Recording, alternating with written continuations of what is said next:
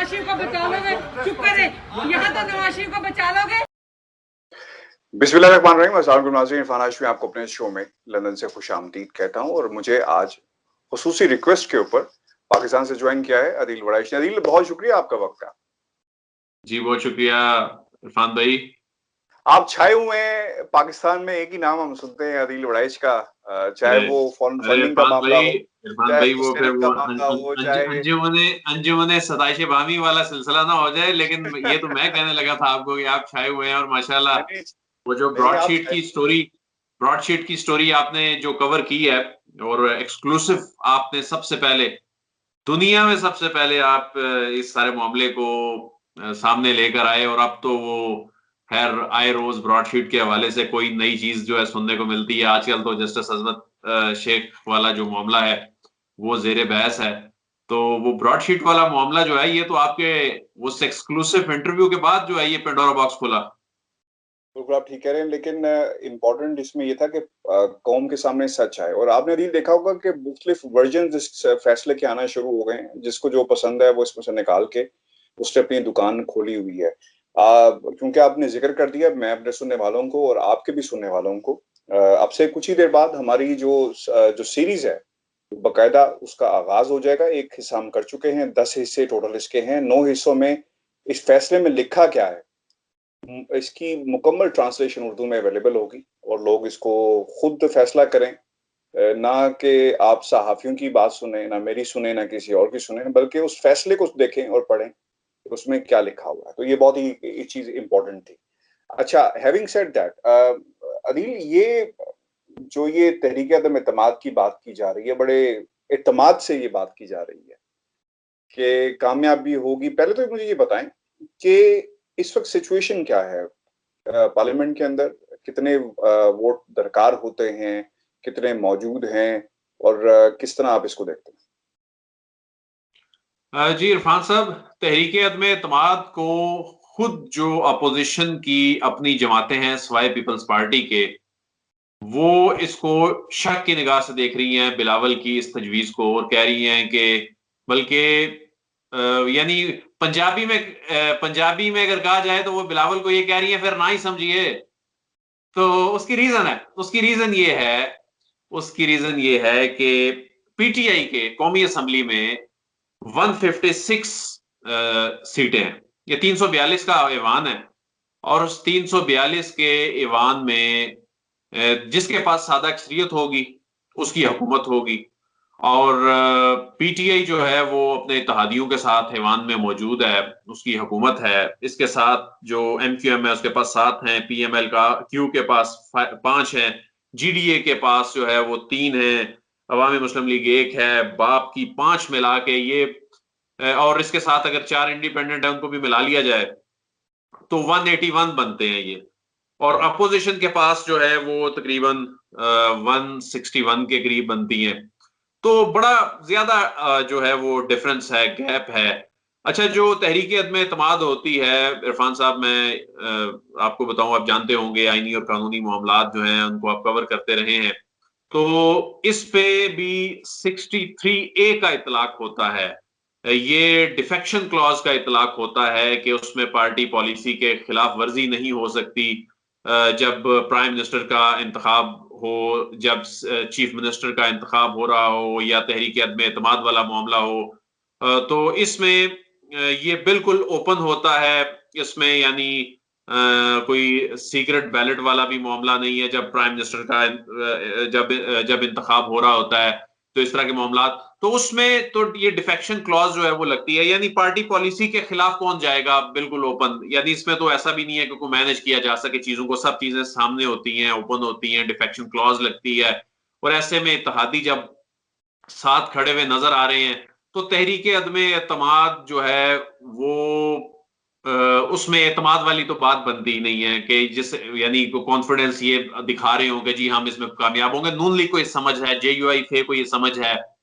तो यही वजह है, वो समझते हैं कि जो बिलावल ये जो कुछ कर रहे हैं ये डी ट्रैक करने के लिए कर रहे हैं। पीपल्स पार्टी जो है वो लॉन्ग मार्च से कन्नी कतराने के लिए ये कर रही है, जान छुड़ाने के लिए शायद ये कर रही है। और बाकी देखा जाए तो तहरीक अदम एतमाद ही वो वाहिद रास्ता है कि अगर किसी की ख्वाहिश है कि वजीर आजम घर जाए, हुकूमत घर जाए, तो तहरीक अदम एतमाद ही वाहिद रास्ता है जिसके जरिए हुकूमत को घर भेजा जा सकता है। इसके अलावा कोई और रास्ता नहीं है। पीडीएम के आपने जिक्र किया, डेमोक्रेटिक मूवमेंट में फैसले बिलावल कर रहे हैं, ये ऐसा कहना है हाफिज हुसैन अहमद साहब का, हाईजैक हो गई है। लेकिन हमने माजी में तो कुछ और देखा, और गफूर हैदरी साहब का बयान भी सामने आया कि वो माल लगाएंगे और हम जान लगाएंगे। तो माल कहाँ से लग रहा है ये भी सबको पता है। और माजी में मुतादिद दफा यहाँ से भी खबरें मैं देता रहा कि फजल रहमान की टेलीफोन पे राब्ता हुआ और नवाज शरीफ से राब्ता हुआ और कोशिश की जा रही है कि इनकी फोर्स को इस्तेमाल किया जाए। अच्छा, ये तो आपने बिलावल की बात की। दूसरी तरफ जो हाफिज हुसैन अहमद साहब हैं वो ये कहते हैं कि पीडीएम में तमाम फैसले बिलावल कर रहे हैं। हमने माजी में देखा कि फजल रहमान साहब के हवाले से उन्होंने बहुत दफा, मुतादिद दफा हमने रिपोर्ट भी किया लंदन से कि उन्होंने नवाज शरीफ से राब्ता किया है। और पीडीएम जब ये बन रही थी, ये जमात जब ये प्लेटफॉर्म बन रहा था, तो उस वक्त राब्ते भी होते रहे। गफूर हैदरी साहब का जुमला कि वो माल लगाएंगे और हम जान लगाएंगे, तो अब ये एक सिचुएशन जो पीडीएम की है और जो आपको नजर आ रही है, और बिलावल अगर उन्होंने डेमोक्रेटिक मूवमेंट को हाईजैक किया हुआ है और फैसले वहां पे नहीं हो रहे, तो फजल रहमान साहब का क्या रोल रह जाता है। और इसमें ये भी ऐड कीजिएगा कि ये जो पीडीएम जिसकी हम बात कर रहे हैं, ये कहाँ पे खड़ी है, क्योंकि पीपल्स पार्टी ने अपने आप को, अपना दामन बचा के निकल गए, इलेक्शन में हिस्सा ले रहे हैं, और नून लीग को भी अब ख्याल आया कि हमें सेनेट के इंतखाबात में हिस्सा लेना चाहिए। तो इन 3-4 बातों का आप किस तरह देखते हैं, क्योंकि बिलावल ने भरपूर पॉलिटिक्स की है और ये पॉलिटिक्स यकीनन इसके पीछे जरदारी साहब की पॉलिटिक्स हमें नजर आती है। बिलावल ने अपना आप मनवाया है। बिलावल ने इस सारी सिचुएशन को एक अपॉर्चुनिटी में तब्दील किया है। बिलावल ने हर मौके पर अच्छी शॉट खेली है। बिलावल ने अपना जो सियासी तौर पर अपने आप को जिस अंदाज में इन चंद महीनों में एस्टैब्लिश किया है, वो उन फैसलों की वजह से किया है कि देखें कि ये जो कह रहे थे कि जी पीडीएम के सारे फैसले जो है वो बिलावल कर रहे हैं, या देखिए बिलावल की बगैर पीडीएम के फैसले की अहमियत हो नहीं सकती। अगर पीपल्स पार्टी जो है इस्तीफों के मामले पे साथ नहीं चलती, तो पीडीएम को इस्तीफों के मामले पर यूटर्न लेना पड़ता है। सेनेट इलेक्शन वाले मामले पर पीडीएम को यूटर्न लेना पड़ता है, तारीखें आगे करनी पड़ती हैं। लॉन्ग मार्च वाले मामले पर इस वक्त जो है वो मसला पड़ा हुआ है। और अब जो तहरीक अदम एतमाद वाली उन्होंने बात छेड़ दी है, तो असल मसला यह है कि इनमें से जो मेन जमातें हैं वो तो दो ही हैं, जिसमें पाकिस्तान मुस्लिम लीग नून है और पाकिस्तान पीपल्स पार्टी है। इनमें एक जमात भी अगर पीडीएम का साथ छोड़ती है, तो पीडीएम की ये जो आखिरी सांसें हैं ये भी बिल्कुल खत्म हो जाती हैं। तो जो नून लीग की जहां तक बात है, उस नून लीग को तो सबसे ज्यादा नुकसान और किसी ने नहीं पहुंचाना था, खुद मियां नवाज शरीफ ने पहुंचाया। और बल्कि पीडीएम की तहरीक पर खुदकुश हमला जो है नवाज शरीफ ने अपनी स्पीचेस से शुरू किया।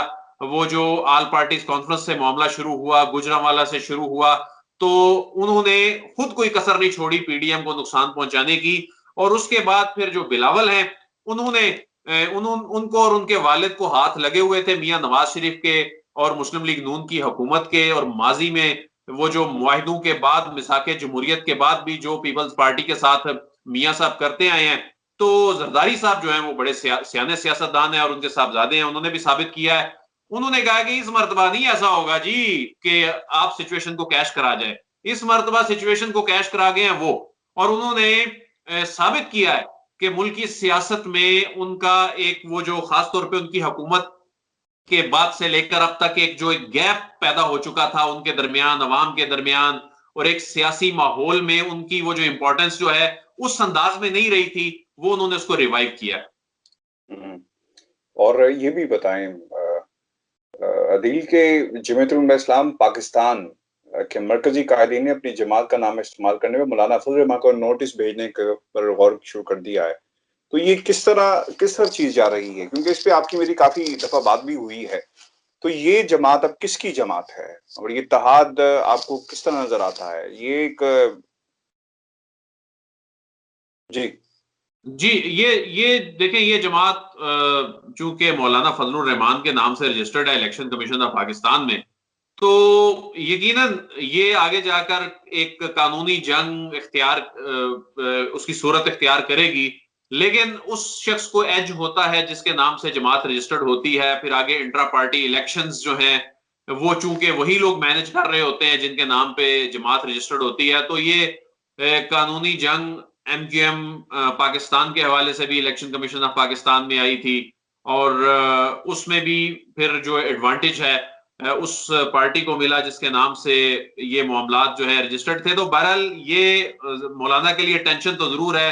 वो मौलाना जो कहते थे कि 31 दिसंबर तक हुकूमत चली जाएगी, 31 दिसंबर से 3 दिन पहले उनकी अपनी जमात जो है वो टूट जाती है और उनके लिए वो अपनी जमात के अंदर मसाइल पैदा हो जाते हैं। तो यानी कहने का मतलब है ज़ाहिर है परेशानी तो उनके लिए है, और ये जो जमात की जो कंट्रोवर्सी है इलेक्शन कमीशन में बज़ाहिर ऐसा लगता है कि आने वाले दिनों में ये मामलात कानूनी एक जंग इनके दरमियान जो है वो इख्तियार इस सूरत हाल करेगी। बहुत शुक्रिया अदील आपके वक्त का, और जाते जाते आपके लिए भी और हमारे जो देखने और सुनने वाले लोग हैं, जितने भी हमारे व्यूअर्स हैं, व्यूअर्स आज एक वीडियो जो है वो हमें मौसूल हुई, और क्योंकि जब हम आपके साथ सामने पेश कर रहे हैं तमाम वीडियोस और अपने ख्यालात का इजहार जो हम कर रहे हैं इस अपने प्लेटफॉर्म से, तो काफ़ी देर हो चुकी है। लेकिन इससे पहले भी ये वीडियो जिसके अंदर इसहाक डार साहब आज हसन नवाज के दफ्तर पहुंचते हैं, तो वहां पर एक खातून मौजूद थी और उस खातून ने वहां पर क्या कहा इसहाक डार को, और उनके बेटे अली डार भी वहां पे मौजूद थे। तो मुकालमा क्या हुआ हम आपको जाते जाते सुनवाते हैं, और इस बात का आप खुद फैसला कीजिएगा कि ये ठीक हुआ या गलत हुआ और क्या इस तरह ही होना चाहिए था। मुझे और अदील को इजाजत दीजिए, अल्लाह ने के बाद। यहाँ तो नवाज शरीफ को बचा लोगे, चुप करे, यहाँ तो नवाज शरीफ को बचा लोगे, अल्लाह के घर कहाँ से बचाओगे? डरो अल्लाह के खौफ से। अल्लाह ने तुम लोगों को छोड़ना नहीं है इंशाल्लाह। जो तुम लोगों ने हमारे मुल्क पर लूट लूट के खाया बगैर, तो तुम लोगों को अल्लाह छोड़ेंगे नहीं। अल्लाह ताला दुनिया में भी रुसवाई है और आखिरत में भी तुम लोगों की रुसवाई है। मेरे अल्लाह ने चाहा तो तुम लोग रुसवा बर्बाद रहोगे, कभी आबाद नहीं हो सकते। नवाज शरीफ को जितना बचा सकते हो बचा लो, लेकिन नहीं बचोगे इस दुनिया में भी और आखिरत में भी इंशाल्लाह।